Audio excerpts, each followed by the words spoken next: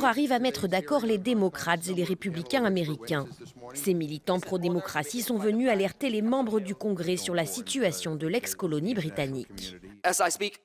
Au moment où je vous parle, Hong Kong est dans un moment critique. Les enjeux n'ont jamais été aussi importants.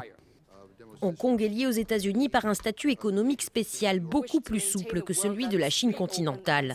Actuellement, les parlementaires américains étudient un texte qui chaque année soumettrait ce statut à un réexamen. Pour le renouveler, il faudrait que Washington juge que les autorités hongkongaises respectent les droits de l'homme. Pékin ne devrait pas avoir le beurre et l'argent du beurre en récoltant tous les avantages économiques de la position de Hong Kong dans le monde, tout en limitant notre liberté. Les États-Unis envisagent aussi d'interdire la vente à la police hongkongaise d'équipements destinés à réprimer les manifestations. C'est d'ailleurs pour dénoncer la répression policière et demander une enquête internationale que Tanya Chan, une députée hongkongaise, s'est rendue lundi au Conseil des droits de l'homme de l'ONU à Genève.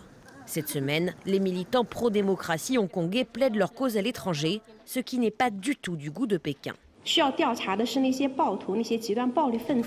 Ce qui doit vraiment faire l'objet d'une enquête, ce sont ces radicaux violents, leurs comportements criminels et ceux qui manipulent en coulisses. Depuis plus de 3 mois, Hong Kong traverse une grave crise politique. Les manifestants demandent notamment des réformes démocratiques et moins d'emprise de Pékin sur leur territoire.